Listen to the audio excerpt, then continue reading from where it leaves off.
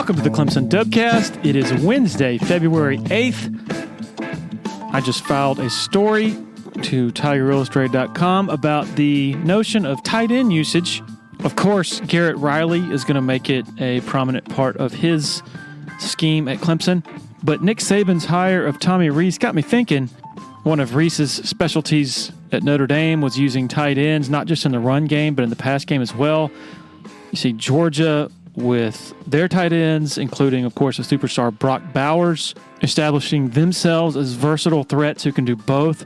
Maybe new age offense in college football right now, so to speak, is going to heavily incorporate those rare tight ends who can both be dynamic pass catchers and also not only aren't liabilities as blockers, but maybe strengths. Anyway, fully exploring that in an article later today at TigerIllustrated.com. My good friends Blake Smith and Brooke Archenhold have been part of the podcast since the beginning, way back in August of 2018. They have an accomplished team of personal injury attorneys at Parham, Smith, and Archenhold based in Greenville. They are Clemson people, and their skillful attorneys have decades of experience in complicated litigation matters, taking a special interest in medical malpractice, nursing home abuse, and neglect, car accident cases that have left the individuals involved in serious trouble. For a free consultation at Parham, Smith, and Archenhold, call 864-990-4581 or online at parhamlaw.com. That's P-A-R-H-A-M law.com. Celero Communications, formerly known as Tandem Payment, is a full-service integrated electronic payments provider powered by leading-edge technology. Celero provides a wide array of merchant solutions, simplified payments. They make onboarding, taking payments, maintaining risk management and compliance, and getting support quick and easy. At Celero, they're all about helping you achieve sustainable growth as a business. Taking payments isn't the only thing your business needs. With Celero's solutions, you can manage inventory, sell products and services via social media, schedule staff, track sales, get reports, and much, much more. Find out more about Celero at celerocommerce.com. That's C-E-L-E-R-O commerce.com. When you're ready for a complete renovation in your home or business, open the door to more with Harris Home and Harris Commercial. Their local experienced team will totally transform any room space, from beautiful floor coverings to construction to finished details. Harris handles every step of your renovation process, whether it's a kitchen or living room or an industrial or educational setting, like some of the positively stunning work they've done at Clemson University. Go to discoverharris.com and experience a total renovation transformation from Harris Home and Harris Commercial. Okay, to our conversation with Ron Green Jr., an old school newspaper guy, but also someone who has found a way to adapt and continue making a living at typing things. And he is an absolute master at typing things, one of the great stylists out there in sports writing. Loved catching up with him. Here we go. Okay, I am honored to have Ron Green Jr., sports writing institution in the Carolinas and beyond. How you doing, man? I'm doing very well. Enjoying wintertime around here. It's not doing a lot for my golf game, but that's all right.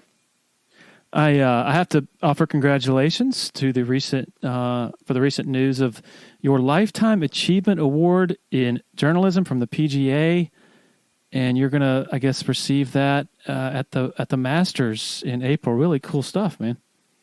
It's very cool. I'll be honest, I didn't see it coming. I don't feel like I'm old enough for a Lifetime Achievement anything quite yet, but as I keep telling people, if they're going to give it to me, I'm going to take it. So, yeah, it's one of the biggest honors in our little niche of golf writing. And to be on a list that includes my dad, that includes Dave Kindred and John Hopkins and Jaime Diaz and Furman Bisher and, all of those guys, it's very meaningful. I listened to your recent appearance on Tommy Tomlinson's Southbound podcast, and it was awesome. And that's actually what hatched the idea for this interview. And a big part of what I'm curious about is, as things, the newspaper industry, of course, over the last decade plus has turned upside down. People have either had to reinvent themselves to stay, to continue doing what they're doing, working with their fingers and typing sentences or what have you, or they've had to go do something else. And you have managed to reinvent yourself in a pretty impressive way. Then correct me if I'm wrong here, if some of this isn't accurate, but I guess for more than a decade, you've written for the Global Golf Post. Yes, this is my 11th year with Global Golf Post. It's a digital golf magazine. It's the basic version of it. Every Monday, we send out a digital golf magazine, sort of around the world, largely in the United States, but also in the UK. And I cover the PGA Tour for Global Golf Post. And if anybody's interested, it is free at globalgolfpost.com, the magazine. We also have, as the new world sort of mandates, we have some pay services. We have we call a thing called GGP Plus, that you can get daily stories from us as well. And we also have GGP Business, covering the business of golf, which there's plenty to write about. And coming soon, GGP Women, which is debuting later this month. So we got a lot going on, but I mostly just focus on the PGA Tour and or Live Golf, which has sort of dominated the game for the last year or so. So it's been fun. I got out of school, started in 79. I worked in Chapel Hill at the Daily Newspaper up there for about 4 or 5 years. I went to the old Greenville Piedmont afternoon newspaper briefly before I went to the Greenville News. Was there for several years during the Danny Ford, Cliff Ellis days and Ken Hatfield days. Then went to the Charlotte Observer, where I worked in the Raleigh-Durham Bureau for 3 years, coinciding with my 3 years up there when basketball was at its peak. Duke won back-to-back national championships, and Carolina won the third one. So I went 3 for 3 there, which was pretty good. Then worked in Charlotte for almost 25 years and been doing this since. I guess we'll go ahead and jump off into your time in Greenville, covering Clemson during some pretty revered days for Clemson football fans. What was the time frame there? And I just want to sort of paint a picture of some of the things you remember from those days. I'll get the years a little off, probably, but mid 80s through the end of 89, early 1990, I guess. It's funny. I grew up with my dad being a sports writer and covering games through the years. I went to Clemson. It seemed like the Clemson, North Carolina football game every year was on my birthday weekend in November. So obviously every other year they'd play in Clemson, but I would go to Clemson games a lot. And I may have, I think I was there early enough. There was not an upper deck on either side. Now maybe there was one on one side, but going way, way back. And so I've seen them run down the hill for decades upon decades. But, coming to Greenville when I did, I was there during Danny's time and understood just all that football is down there. And it was, he was a huge figure. We went back and forth some. I was not always his favorite person, but when you're working for the Greenville News covering Clemson and, some things happened that probably made that understandable. But, we got along fine, and I would see him at basketball games long after I'd left and, like old friends catching up. And, he was, I understand why people at Clemson feel about Danny Ford the way they do, because nobody, Dabo included, I don't think has ever fit Clemson better than Danny Ford did, and what he did and taking that program.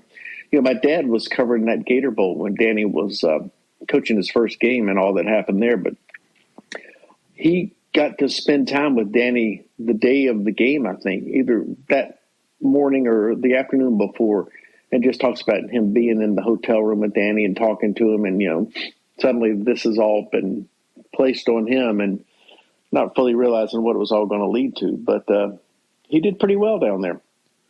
What do you remember? Do you remember any specific details on when you would make him unhappy in your coverage of Clemson? Well, I just, I don't remember specific things. It seems like they were arguing about athletic dorms and things like that back then. I don't remember all the details. I remember usually would just sort of go in the football offices there and sitting in his office plenty of times and having to move the chewing tobacco boxes out of the way to sit down there. And I mean, it's funny. The one I remember was after he was gone, and there were rumors he was going to run for public office.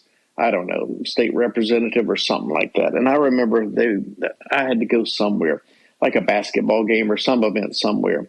And I think Danny was having a big time by the time I finally found him. And I had to ask him that question. I knew he didn't want to answer it. And he sees me and I hear him say something like, hey, Ron Green, what are you here for? Something like, well, I just got to ask you, is there any truth to this rumor you might be running for public office? And he just looks at me and smiles. He goes, I'm not saying yay and I'm not saying nay, but if I did, I'd be a pretty darn good one.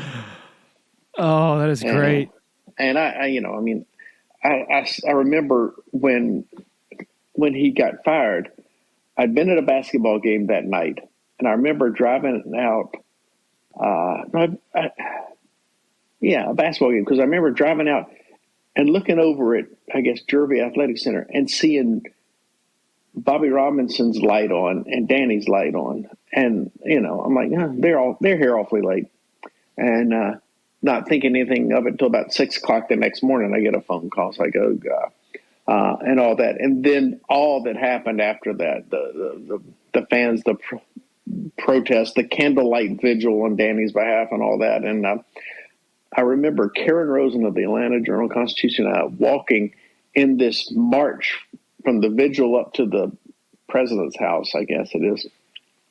And fans are just tromping through that garden area and stepping over azaleas and all that. And the line that stayed with me was asking a fan, like, well, can you just explain why you're doing this?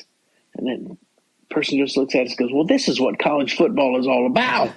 And so, well, I don't know. And then, I remember, they introduced Ken Hatfield, and who was a really nice man, and had some pretty darn good football teams, but it just, that was stepping into the impossible situation there. Just backtracking a little bit, you said before the basketball game, when you did not yet know that he was out, you're just sort of curious. There has to be a feeling of uneasiness just given the tenor, the strife between Danny and the administration that had been going on for a while. So are you thinking, and you might not remember, but as you drive over to Jervey, are you like, I'm just going to see what it looks like over here to see if anything's going on, as you look and see that their lights are on, or what? Just as a reporter, I guess you're just curious. Well, I thought a lot of those things the next day. I'm thinking it's probably 10:30 or 11. I've written a story about a basketball game, ready to go home. And, later I thought maybe I should just hung around out there in the parking lot and just waited to see what was going on. But I didn't do that. I don't know if I put all those things together at that moment. I just really don't remember. But I do remember the next morning, everything sort of, everything starting then. Do you remember who broke the story? I don't remember that. I remember Woody White, who I worked with, who was sort of the main Clemson football guy, calling me and saying he had heard it. And from there, I don't remember. I'm sure I probably went in the Greenville News office, which I'm guessing, I think that building's not even there anymore. But because when I lived in Greenville, it was right before Greenville became the Greenville it is today. Yeah. There was not much there. I lived out over off East North Street, and there wasn't much downtown. There was a Hot Dog King and some other things downtown. And I remember they were starting to build the Peace Center, the Arts Center there when I was leaving. And obviously everything transformed. And the times I've been back, I'm like, where was this when I was a young single man? You might not have left. That's right. It's interesting. I think I remember Danny maybe like a decade ago acknowledging, if we could have just calmed down, meaning him and the administration, the president, and just taken a deep breath and not been so stubborn on both sides, we probably could have worked it out. Is that sort of the takeaway that you had, that it was just two bullheaded competing forces and neither side was going to back down? Yeah, that's the way it seems now. I remember he wanted a lot of things, and because later he went and spoke at a sportsman's club or something. As I recall, this was the first public thing he'd done, maybe in Anderson or something. And he made some comment like, somebody said, will you get back in coaching? And he said, well, I'd like to, but only at a place where the football program is as important as the engineering school. Wow. And I was like, wow. Probably not what you needed to say right there. But, he went on, it would be great to think, what if they had just worked through all this and he could have stayed, and you wonder, would he have been their Bear Bryant or whatever? I don't know. But, he fit it perfectly and, help.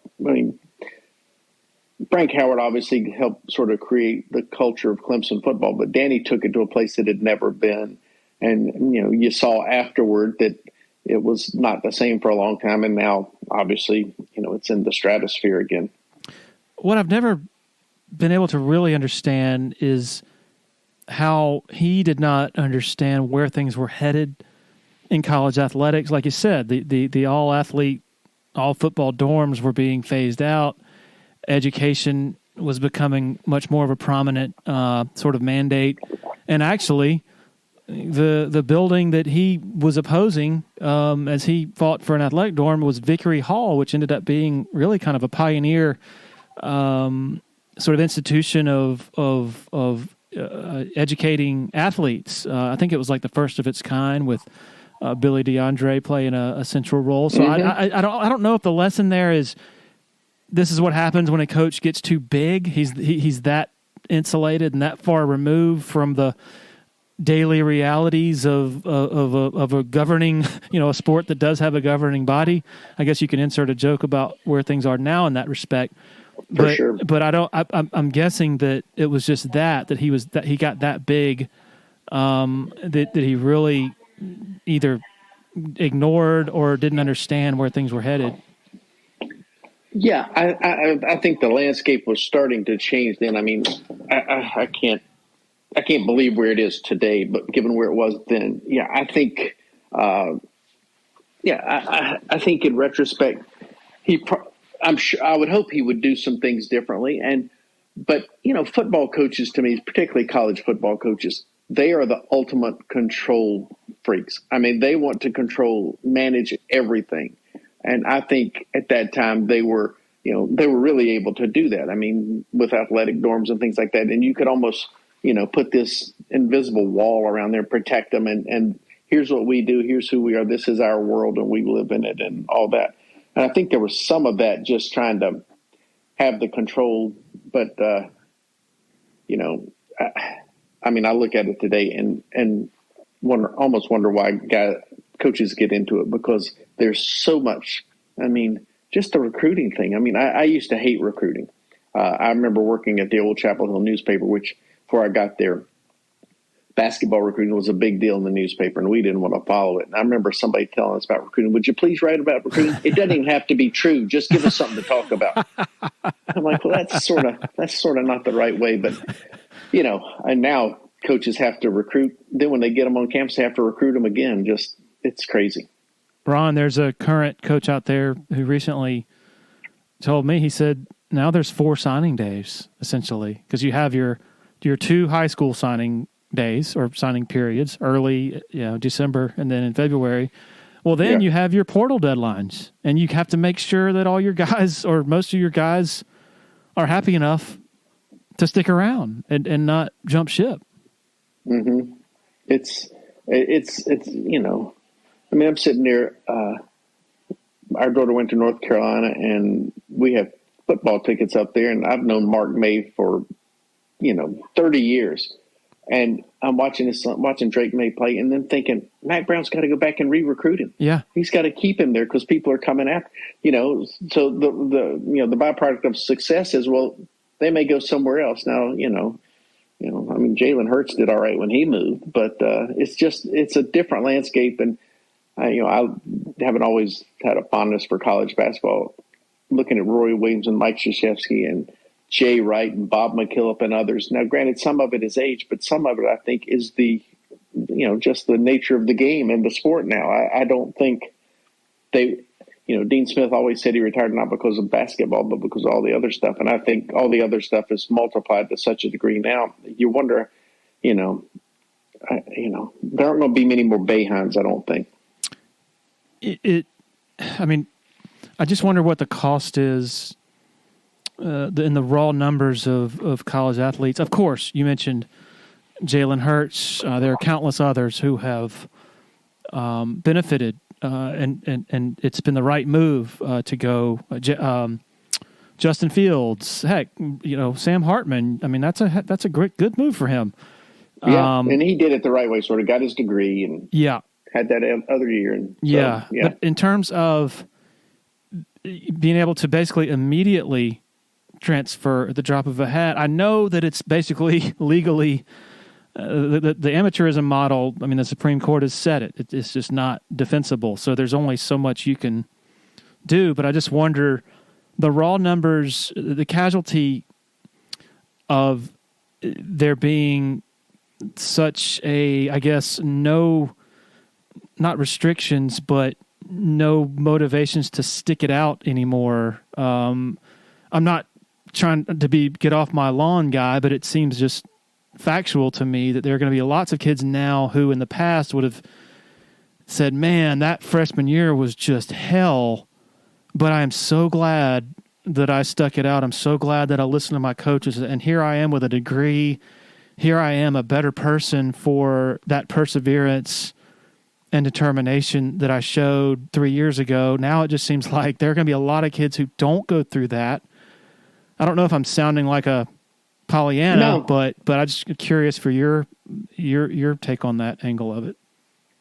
Well, I saw somebody recently wrote or said or whatever, something about, for all these years, college athletes didn't get enough for what they did.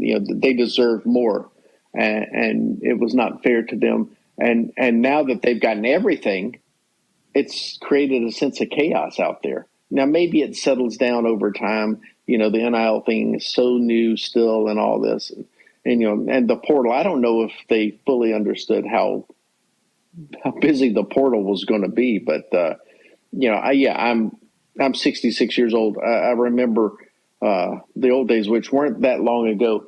I think while I fully believe the players should get something for what they're doing, what has happened now, I don't love where it is right now. I wish there was, a middle ground somewhere that sort of stabilized things a little bit. But that's just an old guy wishing for something that's not going to happen. I don't know how much you read or have read over the last couple of years, just in this sort of national conversation from a media perspective, but it seems, to me at least, there haven't been enough people saying whatever, wait a minute, what are we doing here? Let's be careful, because if we do this unfettered transfer portal thing, it might affect graduation rates greatly, because when you have thousands of kids who are transferring, that means their chances of ultimate graduation, assuming they do end up finding a landing spot, have to be severely diminished because of the progress toward degree requirements and transferred classes and things like that. But I never heard any of that. I think, to me, I felt kind of the media, in a certain respect, kind of cheated the populace in terms of just it being just full bore, jumping on board with that overcorrection as you just sort of described it. Did you see this? Did you see enough scrutiny of that momentum that was going so quickly, I guess, a couple of years ago, not just with the portal, but for NIL and all that stuff? Yeah, I mean, I haven't read that much about graduation rates and all that stuff. And yeah, it does, it is ultimately supposed to be about education. I mean, I'm not naive enough to think that athletes aren't going to school just to play the sports and, take them from this level to the next level to the next level. But, at its essence, it is about education. I think that's gotten lost. And I don't think, you can't just put it on the players. I mean, look at Southern Cal and UCLA jumping conferences. Look at Texas and Oklahoma jumping conferences. I mean, the message comes from the top, I mean, it's about the money, and it is, I mean, money can screw up everything. And I think it's done a pretty darn good job of messing up college athletics. Back when you were in your newspaper days, in your early newspaper days, it seemed there was a division between beat writer and columnist. So your job as a beat writer covering Clemson was just the facts, telling the story every day in an understated way. And there probably weren't as many opportunities for you to say, hey, here's what I think about this hire or about this play call in this game. Is that the accurate description of the way things largely were back in those days? Yeah, I think, beat writers were sort of the meat and potatoes guy. Go tell us what happened. Tell us why it happened. What's next? Tell the stories and all that stuff. And then the columnists, their job is to come in, offer an opinion or a perspective. And if they want to be critical, they can. If they want to just sing the praises, they can do that too. And at various times, especially if there's, I don't know, difficult stories or, things that are going to land the wrong way with the people you're covering, I've had a lot of editors say, well, it's not fair to the beat writer. I mean, he's got to be in there every day and see these people. And, if we're going to be critical of it, let somebody else be the one who writes the hard piece saying this, the beat writer can write the details. But if somebody wants to criticize, that's the columnist's job. And it's not protecting the beat writer, but it's sort of a separation of powers there a little bit. I think that's all kind of blurred a lot now. I don't, well, especially with newspapers. I mean, they hardly have sports staffs anymore. And columnists always marveled that in some cases the columnists were the first people to be cut when they started cutting staffs around newspapers. And I'm like, wouldn't that be the last person you cut? I mean, that's one of the reasons you come to read the papers, that person's perspective. So, I've been involved on both sides of it. I never was great at the really hard digging stories. I've said many times, like, if you're looking for the investigative reporter, the guy who can go dig it out of the details and all that stuff, I'm probably not your guy. I don't think that way. I mean, I got things done, but some people live. I mean, that's oxygen to them. They love doing those deep dives and chasing things. And I'd always marvel at, we'd have a meeting about this or that. Like, how'd you find that out? Where'd that come from? And, then they just would have all this stuff that I just wouldn't think that way about it. And so I think I'm more of a broad brush kind of guy, but, it's, I've all, once in a while, columnists got to get pretty darn critical about things. And, when you do, you sure do hope you're right. I'll never forget sitting in the press box at the Music City Bowl 2006. I was working for the Charleston Post and Courier, and Clemson was just playing terribly, down big against Kentucky.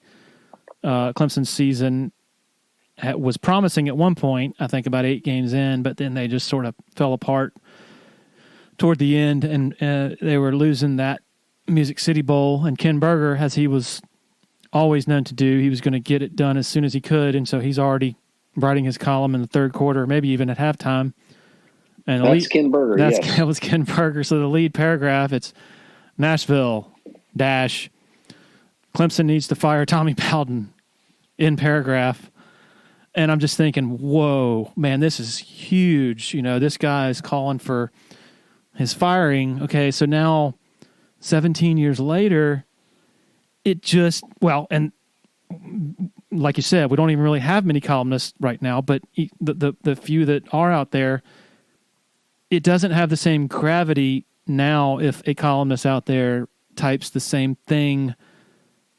And that feels like, I don't know, I don't like that, because it, like you said, you need somebody to come in and parachute in and hold truth to power or say some strong things when they feel like it needs to be said. And then people, the readers are like, whoa, if this guy's saying Tommy needs to be fired, then man, maybe something really is wrong. Yeah, well, I think among the things that have changed, obviously, there aren't that many columnists, anymore or around. But with social media, everybody has a voice, and the loudmouths and the cranks are just going to be the first ones out there. I mean, they're going to fire somebody in the first quarter of the first game just because, they punted when they should have gone for it on fourth down or something. And I just think there's so much noise out there now that it becomes sort of white noise. But you need, the voices that matter. I mean, here in Charlotte with the hiring of Frank Reich, after with the Panthers and whether they're going to keep Steve Wilkes and all that stuff, there are local voices there, but then, because that's a national story, there was a lot of interest in what do the national people, the 15 voices that really resonate, what do they say about this? And, people obviously looking for validation and everything. So, it's, whether it was my dad or whether it was Carlton Tudor up in Raleigh or Ken or whomever would write something, those are the ones, okay, I'll pay attention. You didn't have to always agree with them, and that was fine. But you felt like they had a strong foundation. And, and if you're fortunate, lots of times, a little bit more about things than the average guy sitting in the end zone upper deck knows. Now, he may be spending his money on the games and caring all about that, but I think, we lots of times get access to things. And I mean, I have known things through this PGA Tour Live Golf, thing that's going on. I mean, I've known things I couldn't write for a long time, but, it gives you perspective. So when people are, barking at you on email or whatever, it's like, you want, like, I know why this is happening or why I wrote this. And, so it helps when you have that, my wife always says information is power. And if you feel like you're informed the right way, that helps when you're writing things like this. And I think readers can pick up on that. Yeah. It's almost like things have evolved to a place where everybody out there has a freaking opinion, and so there's a pressure on that beat writer during the game to say, what the heck was coach thinking when he punted there, when you don't really have to do that. You don't have to, or this defensive back got burned on that play where you don't really know yet, they could have been playing zone, could have been a miscommunication with him and the safety or whatnot. But it seems like given how many opinions are out there from both fans and media that the opinion column doesn't have as much weight. And like you just said, it's really the information men who have the most value now because they can tell you something. Like what I tell college interns that we have, I say, if you can tell people something before anybody else can, news-wise, analysis-wise, or perspective, then you can make a living in this business still, regardless of, what form that takes. Yeah, I mean, Adam Schefter's made a pretty darn good career for himself getting NFL stuff, and then you get to the point, in certain cases, you can get to the point where you're the person they're going to let know because they know the information is going to get out. So, if you can be the person they go to, that's great. There's some people in the business I've been around who, I'm amazed at what they know and when they know it. And, I don't know that I'm sure I'm not that person, but there are people who just, to this day, their careers are built on that. And that's a great skill. I'm not totally comfortable with the way that Schefter and Woj do it because it feels to me, I could be wrong, that it's less shoe leather reporting and developing relationships, and it's more like cozying up and being best friends with the heavy hitters. I don't know. There's a part of it that kind of turns me off a little bit. I don't know if you get where I'm going or you feel the same way at all, or it's a different deal than 30 years ago when big news guys it was more the product of years of relationship building and trust and things like that. And now it's more agendas and this guy is going to tell our story the way we want it told. So I'm going to give it to him. Does that make sense?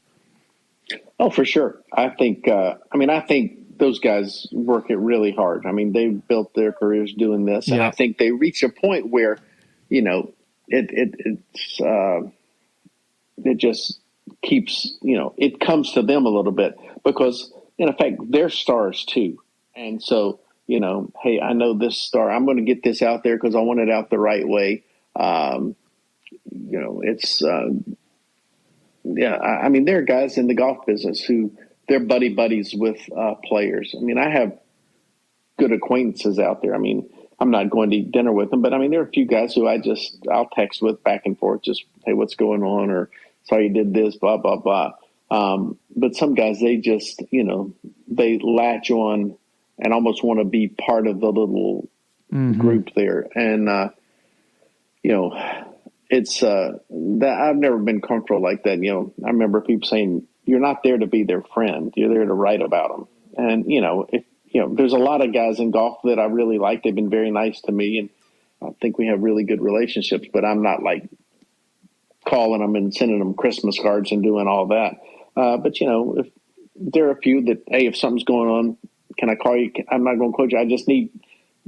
Just tell me what's happening so I know. And, one of the greatest things ever is back, particularly in newspaper days, when there's a story you're chasing, you don't have to tell me everything's right, but tell me if it's wrong. Yeah. If it's wrong, tell me. You might not want to do that. Yep. That's boy. You hang up from those phone calls like, ooh, glad he told me that.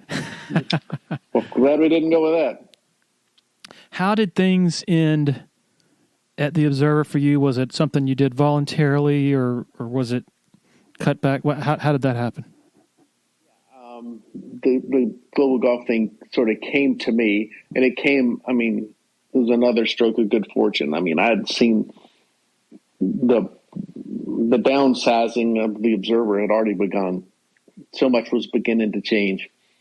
And, I was sort of a guy without a specific beat. I had covered I'd been the main college guy in the Triangle for a while, but then the merger with the Raleigh News and Observer, obviously they were going to do all the stuff up there. I'd been an NBA writer for 2 or 3 years, back in the Larry Johnson, Alonzo, Morning, Muggsy, Del Curry days.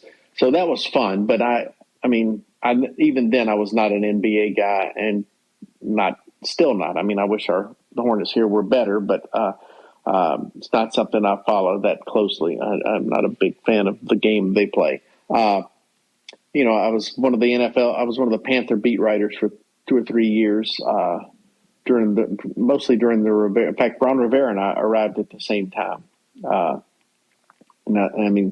of the best people I've ever been around in sports or anywhere else. I just have the greatest respect for Ron Rivera. I actually did text with him this week because he's playing in the Pebble Beach Pro-Am. I just sent him and I was out there a couple years ago, and he was out just hanging out. He's got a membership at one of the clubs out there, and he called and wanted to see if I could play one morning. I couldn't, but so I did sort of send him a note like, play well and have fun.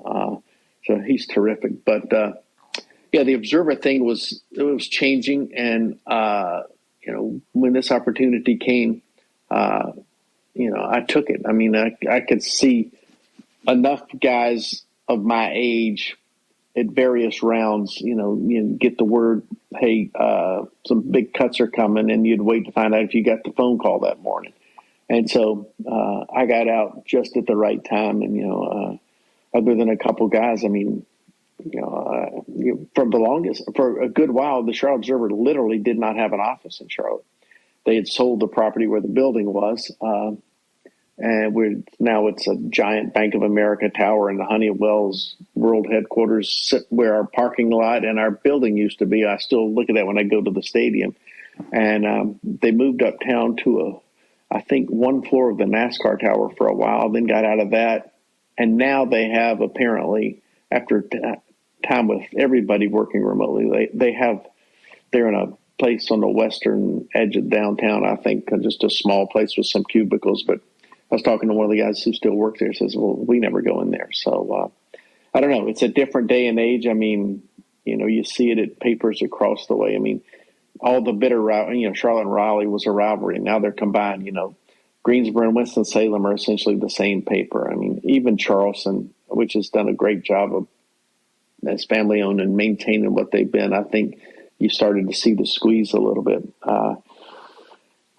I got to be in it during some of the best of times. And, I still look at what the Washington Post and the New York Times do and think, if you can make the investment, look what you can do. Now, granted, they're worldwide things, but I think, we always talked about newspaper business, what a terrible model it was.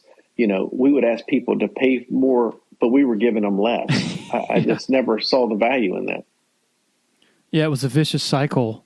Like we have lost, there is so much loss when you no longer have, both columnists who are, prominent voices with, gravity in their opinions, but also, good gosh, the Sunday sections during football season, the Charlotte Observer, the State, the Raleigh newspaper. It was just amazing stuff for the average fan to consume. So I think we can both sort of at the same, simultaneously grieve the loss of that while also saying, man, newspapers played a pretty big role in their own demise in not having any vision and how to handle the internet. And also, like you mentioned when you were in Chapel Hill, it's like, we don't really care about recruiting, just make something up, when there are clearly so many people who wanted to read about recruiting. And yet the message from newspapers is we're going to tell you what is important and you're going to like it. And that was terrible. Just absolutely terrible. It's funny. When I worked at the Greenville News, no matter what your job was, unless you were Dan Foster, the longtime columnist there, you worked on Friday night in high school football season. Like I'd go cover a game, then I'd come in and get calls from around the state and do all that. That was sort of, I loved when Clemson had a road game somewhere I could go on a Friday. So I got out of those Friday nights. But it was, and the Greenville News for years had a story. Now it might only be 2 sentences, but about every high school game played in the state on Friday nights. And I can remember literally Tom Layton calling like the police office in some tiny town. Hey, we're trying to get a report of the game. Do you know who won? Do you know somebody we call? And it wouldn't be much, but we'd have something about every one of the 100 games or whatever. And, in Charlotte, it was a big deal. And now Charlotte doesn't even have a Saturday paper. And they told us for years about how important high school football was. Well, wait a minute. Now you don't even have the paper the next day for all that people to read about all that stuff. So, I know they said, well, we moved it online and all that, but it just not the same. It was great when big events would come and you had big staffs and you could just, the first time the Panthers went to the Super Bowl, when they lost to the Patriots in Houston, we sent 22 people out there. God. It was, I was amazed. They come 22 people, 22 single rooms for a week at a time at the Super Bowl. That's a pretty darn big commitment. We made tons of money, obviously, and it was, you would do things like that. You would, like the women's Final Four was coming to Charlotte. I don't know why I randomly think about that, but we sent somebody to each of the 4 regionals there. I remember going out to Seattle and covering a women's regional with nobody, with like Stanford and Washington and whatever playing out there, but we wanted to be grounded and do those sorts of things. And, the Observer staffed every NASCAR race for something like 35 years. Everywhere they went, we went. More than once, Tom Higgins decided suddenly to take a week off, and they thought I knew about stock car racing, which I really didn't, but I guess I could fake it. And I'm like, I got to go to Martinsville. So I saw my share of plenty of stock car races. But newspapers used to,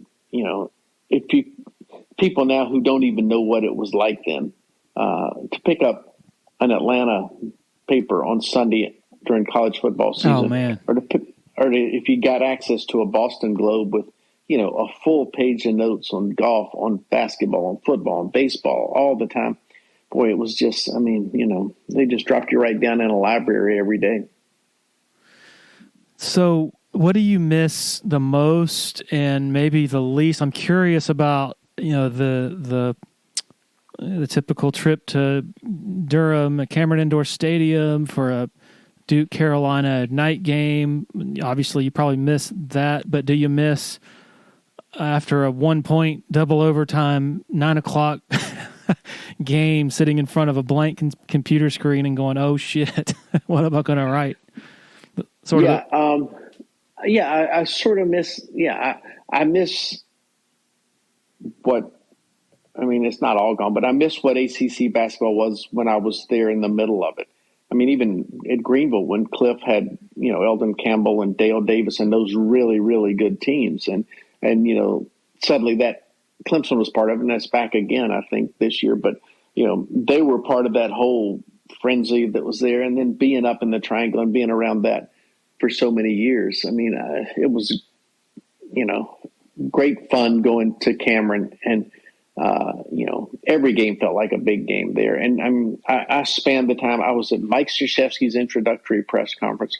I was at Jim Valvano's introductory press conference. And this makes me sound very, very old, obviously. But, and seeing that and being around Krzyzewski through the years and being able to do a couple really big things with him, I remember at Carolina, I mean, Roy was a graduate assistant. I used to eat lunch with Roy Williams, and the high school basketball coach, and play golf with him from time to time. And so I met Roy, when he was still driving the television show around to TV stations on Saturday nights and Sunday mornings and stuff.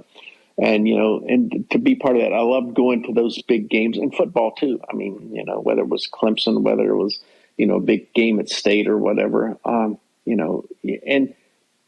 it's funny because you learn to sort of see beyond the jerseys, I mean, Les Robinson and Dick Sheridan couldn't have been nicer to me through the years. People say, you hate State. Well, I like, I consider myself kind of friends with those guys. I still see Les every year at the beach.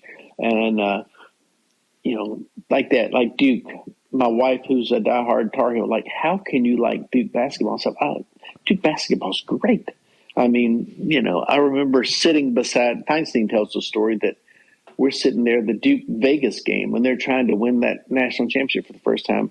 And they're down by like 5 or something. And I'm sitting right beside John Feinstein, whose association with Duke is very well known. And obviously he's nervous, but I'm nervous too. And Bobby Hurley hits, Christian Laettner hits the most famous shot in Duke basketball history.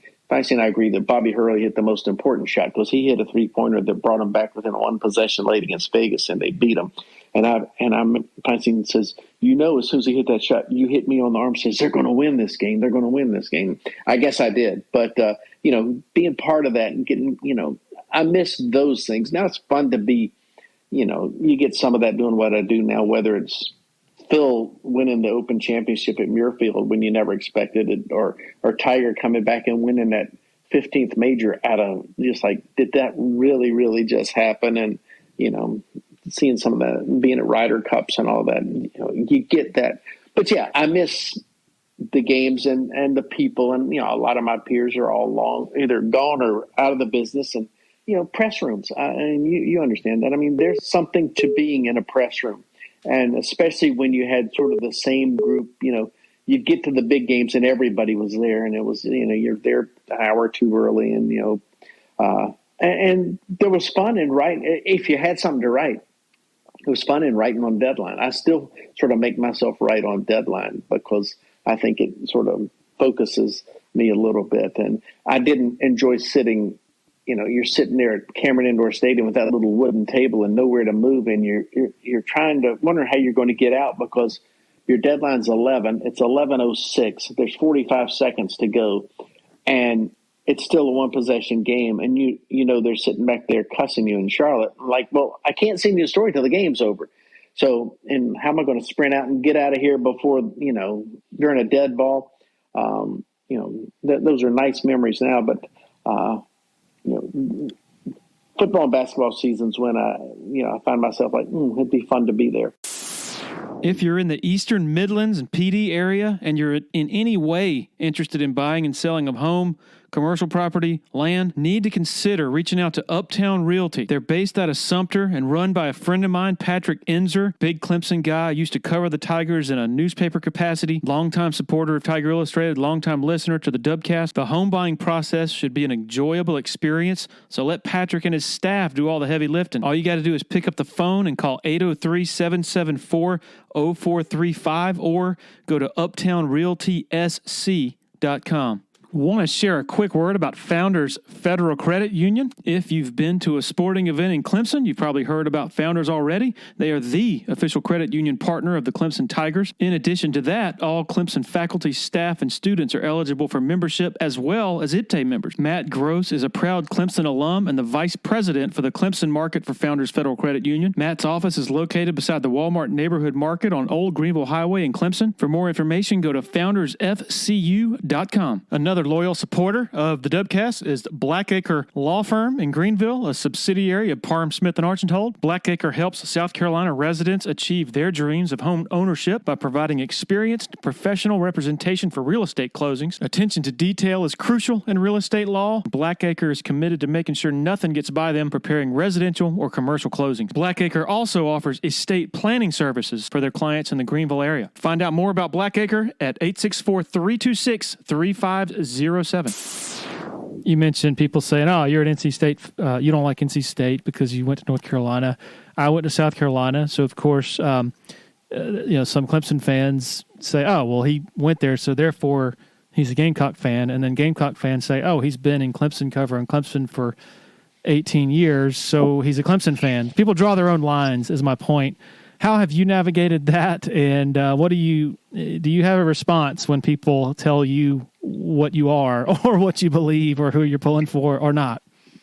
Yeah, I get less of that now. I get accused of being a PGA Tour homer now as opposed to LIV. And I would probably say, well, yeah, I guilty as charged. And I know people on the LIV golf side, they've been very nice to me. I was talking to one of their executives today, and, if they can make this work, good. I'm not a big fan of what they're trying to do and how they're trying to do it, but that doesn't mean I don't like the people associated with it.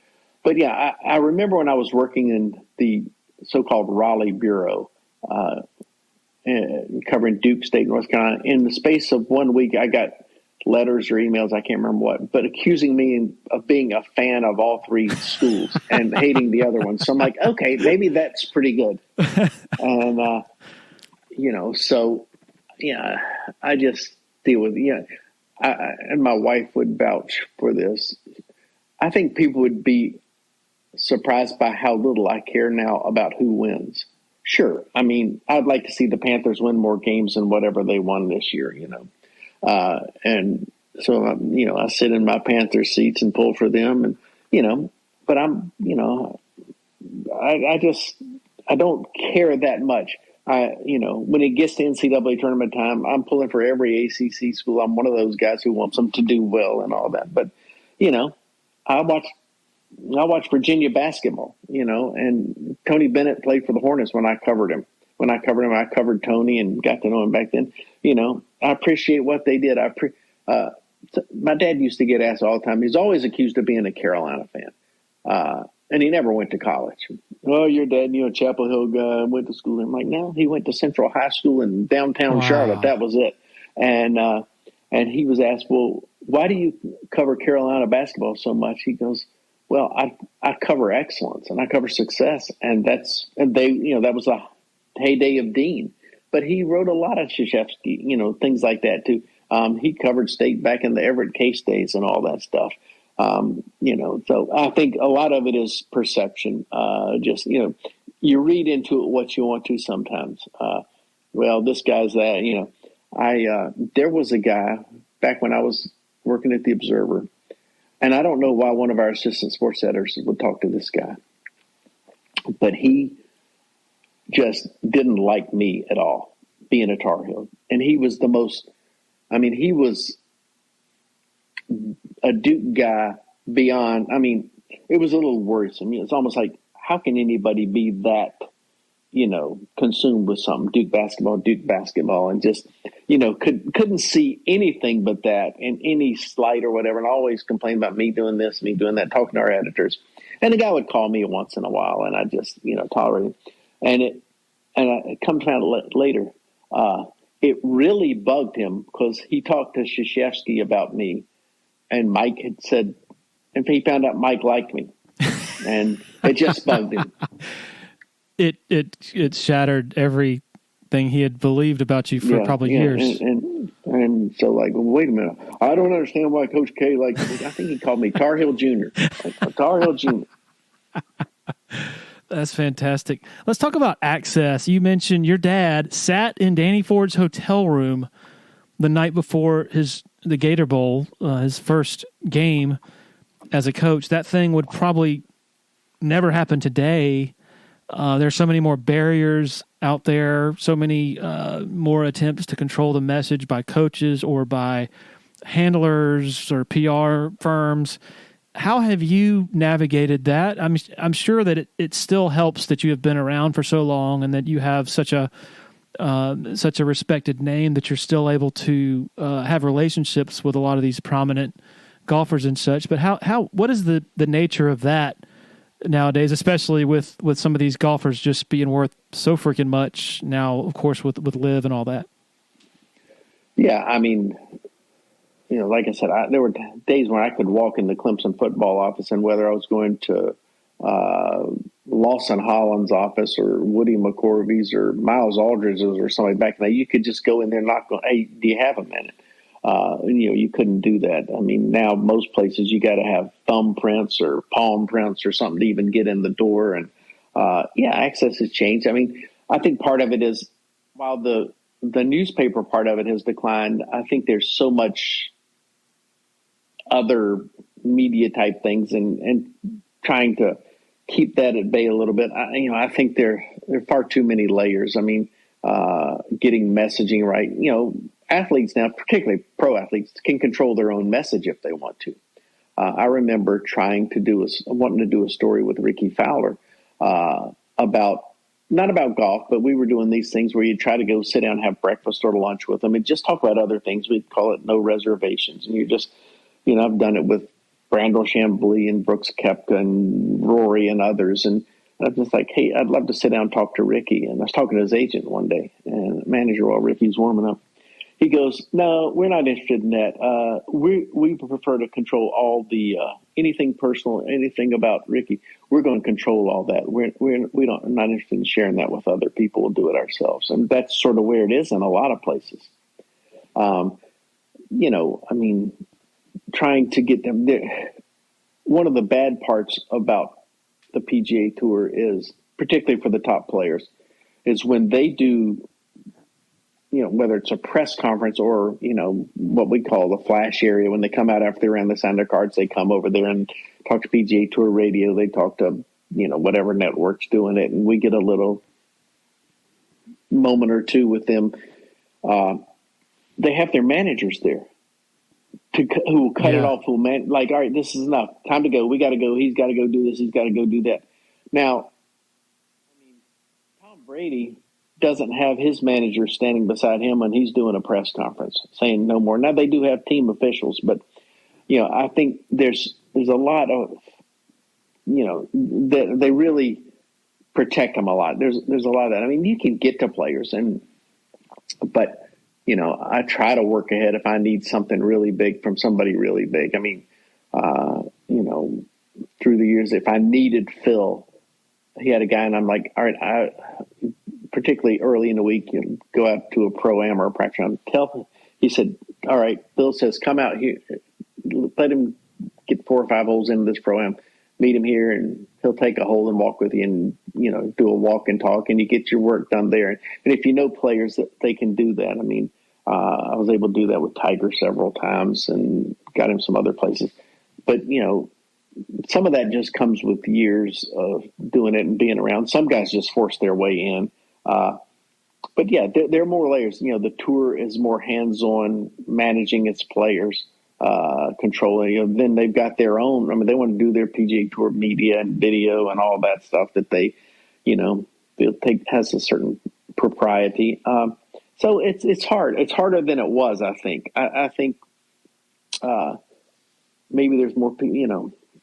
I mean, I don't know. Again, I remember sitting at Duke one day in the sports information office, and Grant Hill's just sitting in there, just hanging out, eating lunch or something. Just something you probably wouldn't get anymore. Just having a guy like that just sit around and chit chatting about things, and even on the tour, I got it. Like at Live I went to the last Live event in Doral back in whatever it was, October. I wanted to talk to a couple guys, and they were very nice. They're trying to help everybody, and they understand what they're up against. But they got me one-on-one time with a couple guys, and it wasn't an hour, but you get Bryson DeChambeau to go sit down and share and talk to you for 10 or 15 minutes by yourself. That's where you can, when you can get it beyond what you get in the press conferences. And lots of times the things you want are going to come out of the press conferences, but that's where if you know a Rory McIlroy or whatever, you're like, hey, when you finish, can I just ask you one question over here about something? That makes a huge difference. So in Phil's case, he has been disgraced, of course, in a huge way. How do you handle that when you have a relationship with him? And I mean, have you had to criticize him? And if you have, do you get blowback from him? Like, hey, man, I thought we were tight, or you're going to see some repercussions for that thing you wrote. Well, I haven't seen him. I mean, I've seen him a couple times at Live events briefly, not had a long conversation. I mean, I've been fortunate. I mean, had dinner with him 2 or 3 times. He used to host a thing here on Saturday nights during the Wells Fargo and invite a few of us. And, so he, I've probably spent more time away from the course with him than about anybody back in the day. It's been a while now. It's funny. My Monday column is about Phil Mickelson, and seeing him pop back up at the Saudi International this week. And we hadn't seen him in 3 months or 4 months. He's lost weight. He looks sort of gaunt because he's lost 20 pounds. And I think it's, he's sort of catching up to his weight loss. And, but I was just writing about, he lives on the other side of the world in a lot of ways. And this week they're playing at Pebble Beach, and he won Pebble Beach 5 times. He's part of it. He should have been there.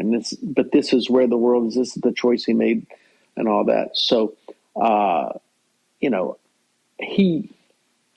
I'm sure he could, he's always one he would let you know something if he'd read it. He could let you know one way or the other. I mean, to his credit, when Amy got sick years ago and they announced she had breast cancer, I wrote a column about Amy, just about, you've probably seen her on TV, but, she's this, Daisy walking around in this golf tournament. She's this flower, and what a nice person she is, and how hard it landed for everybody to hear that news and all that stuff.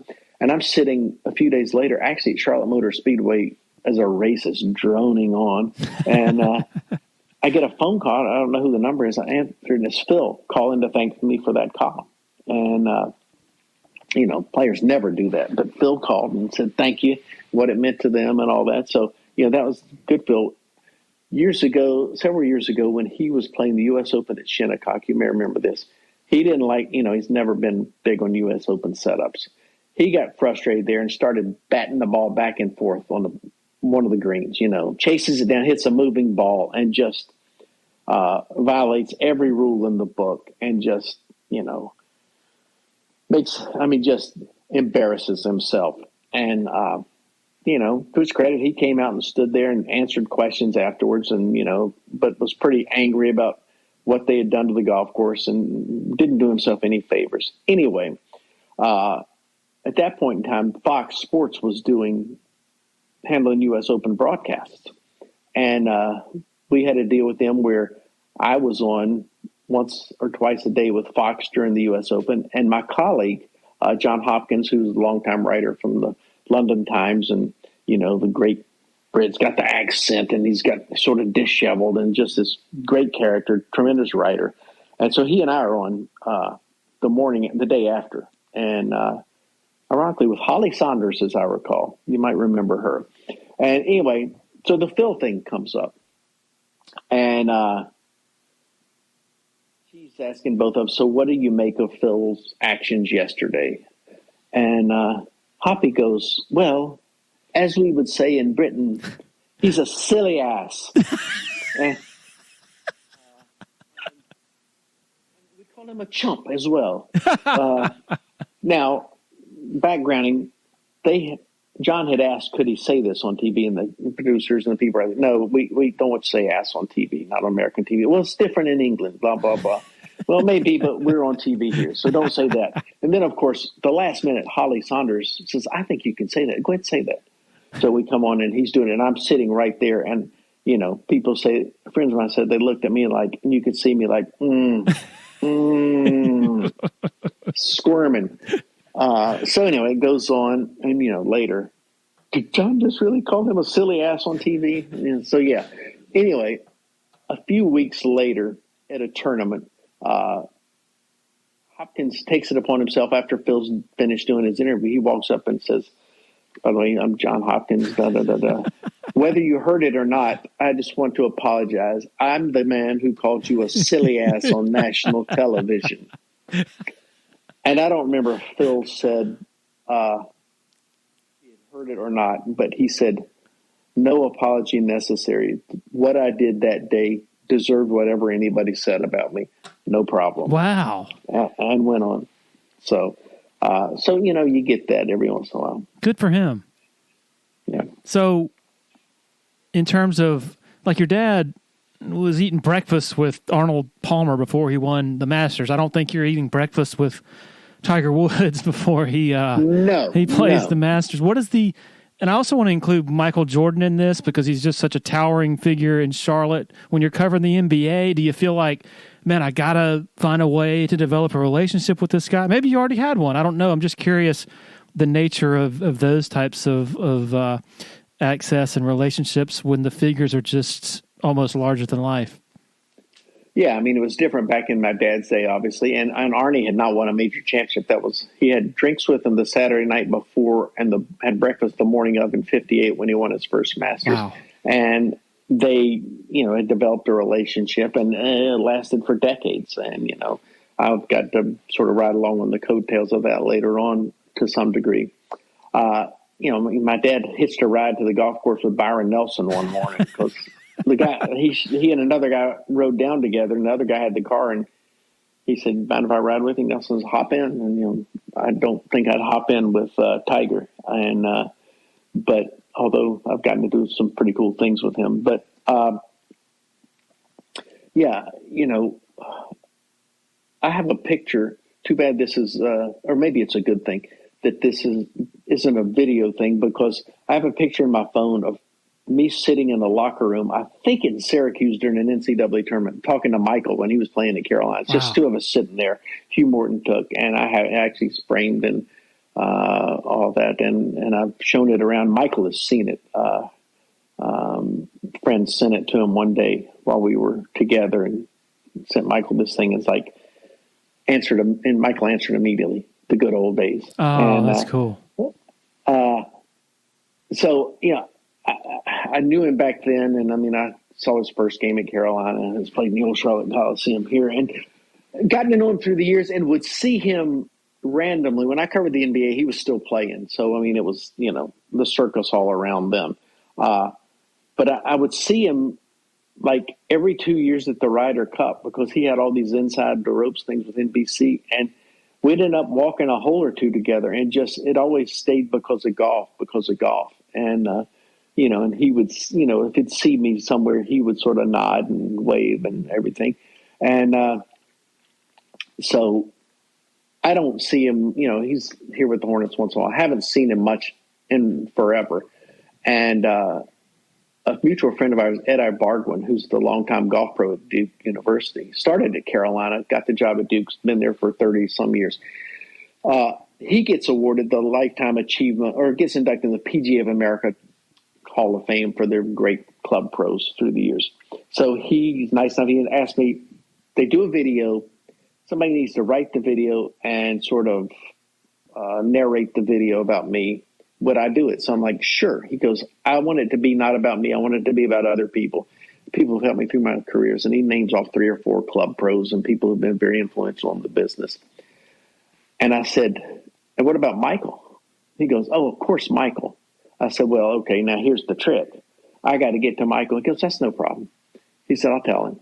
And so I'm like, okay, sure. And I mean, so Michael at least remembers me that much. And so Ed sends him notes, says, here's what we're going to do. Would you do this? And Michael's like, sure. Just send him my number. Tell him to text me and we'll set up a time. So sure enough, gives me a number and I text Michael and he's like, sure, I can't do it. And he tells me he's going to be on a plane coming to Charlotte. I'll call you when I land. It didn't happen or something. So I'm sitting there like, okay, now do I text him back because he didn't call me, or not? Yeah. And then I get this text from him about 2 days later. Hey, sorry, got tied up, meant to call you. Is now a good time? And I'm in the grocery store with my wife, and I said, now this is the move here. I'm going to tell Michael, can you give me a few minutes? And so I text him back. It's still somewhere on my phone. Text him back, say, hey, can we do it in 10 minutes? I get the little thumbs up emoji thing. And so, get on the phone. And sure enough, 10 minutes. I don't remember if I called him or he called me. But, yeah, Tamara's my wife's she's in my office because I got her on speaker so I have the tape recorder going. She's like, you're talking to Michael Jordan. And just, he was fantastic about all this. We started talking a little bit about golf. And I said, yeah, he's got his own club now in Florida. It's called Grove 23. Dustin Johnson and Kepka and all the tour guys, most of them are there. And they had to buy their way in. I mean, he didn't comp them. But at the end, I said, so I hear you got a pretty good golf course down there. He goes, yeah, you hadn't played it. I said, no, never have. I said, I just have to figure out a way to get on. He goes, just tell him you know the owner. And I'm like, okay.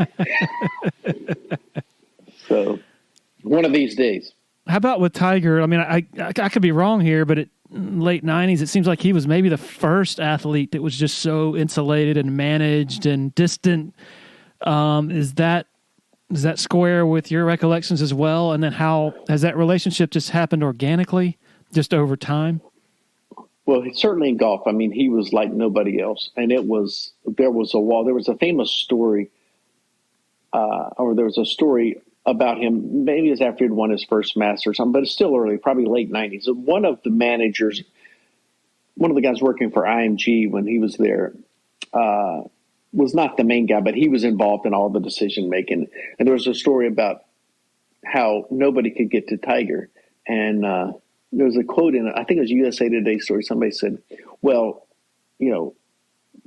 we reject 99% of the things that come Tiger's way. And we're sitting there impressed when we asked this guy, Bev Norwood, says, well, how do you think that looks when somebody says, well, we reject 99% of what comes Tiger's way? Because, well, it looks wrong because we reject 100% of what comes Tiger's way. God. Goodness. But Lee Patterson, who now is the media director for the Wells Fargo Championship and several other events, was a tour media official back in the day. And Lee's got the Southern charm and just, wants to know if you want to go get barbecue and all that stuff, just as laid back as they come. And he got to know Tiger, and he told Tiger, if you're going to be out here a long time, you need to meet people who are going to be out here that you can trust and going to be around you, and you need to know who they are. And so the 1 year Tiger played Hilton Head in advance of the 99 U.S. Open at Pinehurst. I was down there doing some stuff. Lee got me one-on-one with Tiger. We sat in a little locker room at Harbor Town for, 20, 25 minutes. And I'm just, sort of doing the Q&A with him about everything from what's it like in your head when you're over a shot to what kind of candy bars he was eating and what's your favorite meal and what are you scared of, those sorts of things. And just sat there and talked to Tiger. So we made the connection then. And then just through the years being around, just developed it. And I got to, there are other guys who are probably closer to him. And I'm sure other guys are closer to him and who have probably out there more during every week. And, the way you do it is you go out on a Tuesday and when he's playing a practice round, you go out and just sort of tag along. We would be able to get inside the ropes and go walk. And then you're talking to him about this and that.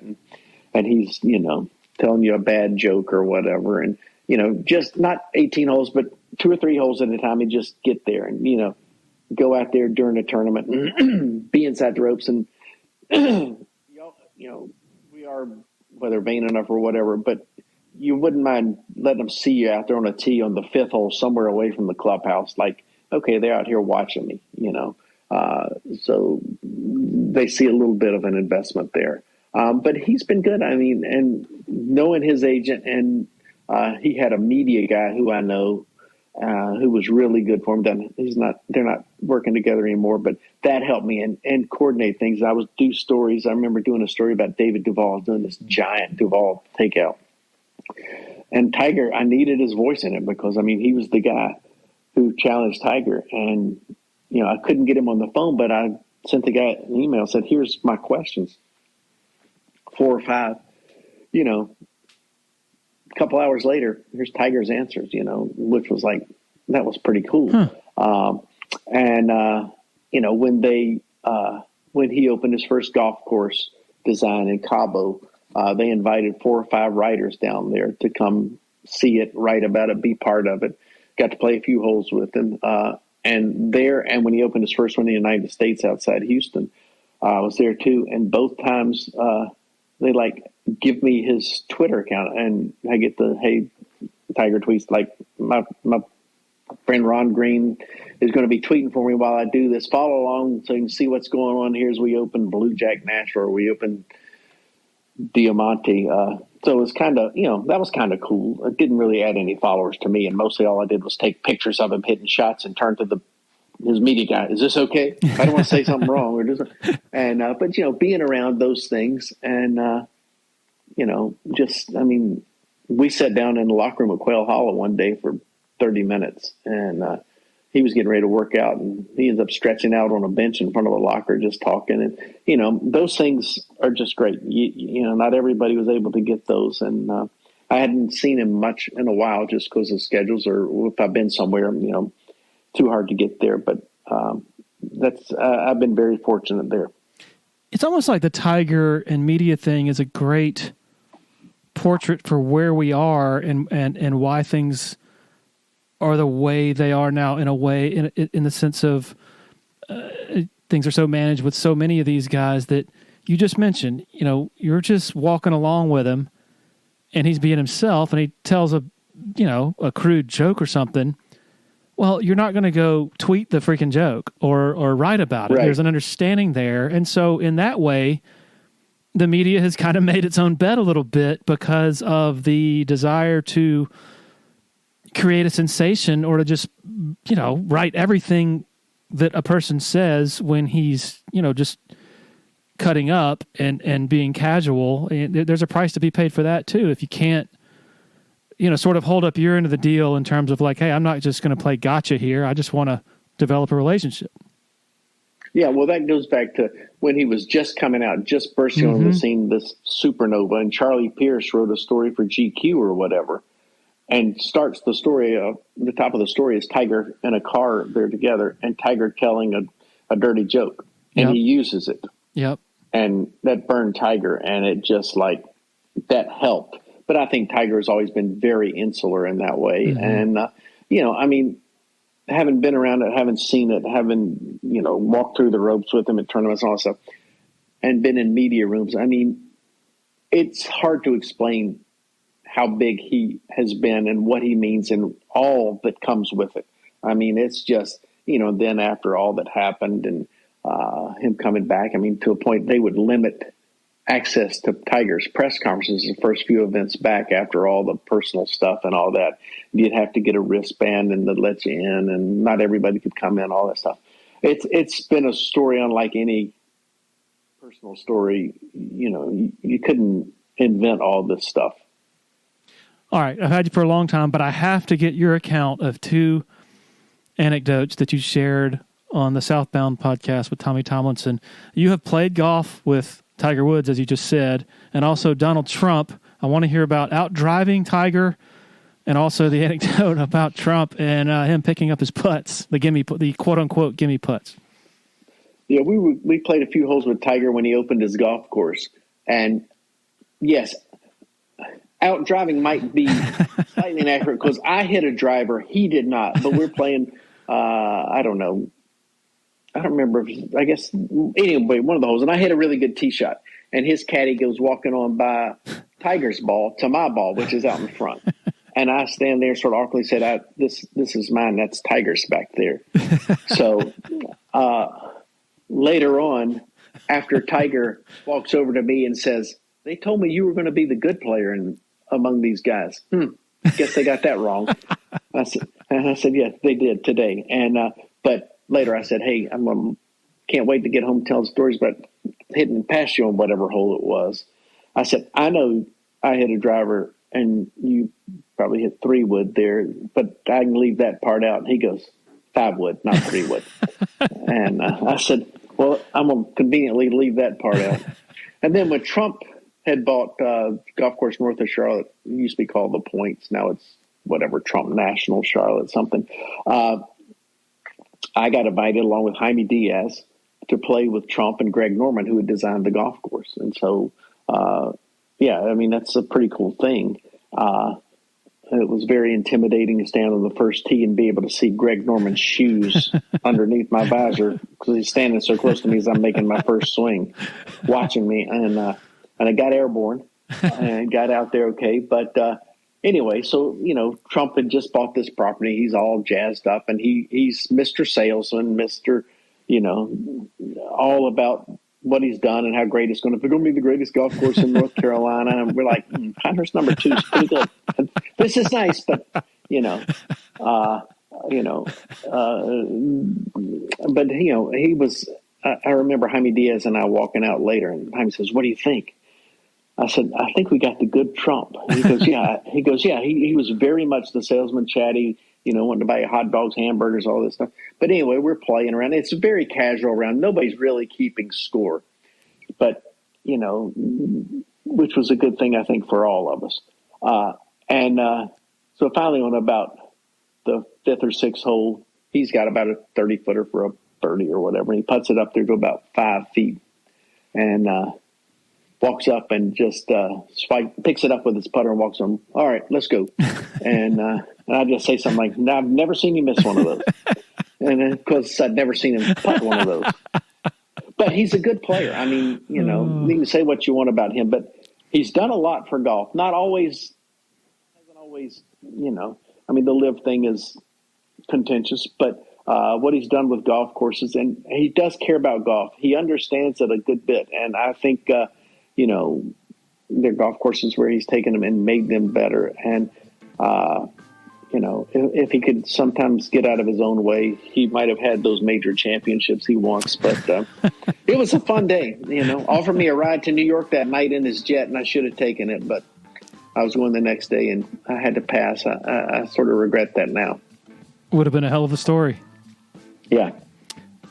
Ron, you've been enormously generous with your time, and I am enormously grateful that you have shared it. Really, really, really appreciate it.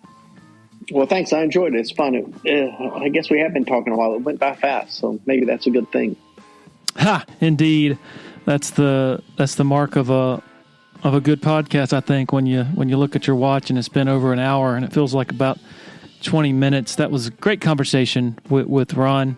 I really genuinely hate it that guys like that aren't still frequenting our press boxes and writing about college football and basketball here in the Carolinas and beyond, well beyond. Appreciate the support of our sponsors for continuing to help make this happen. And then, of course, thanks to every single one of you for listening and hitting that play button. Really appreciate it. Cheers.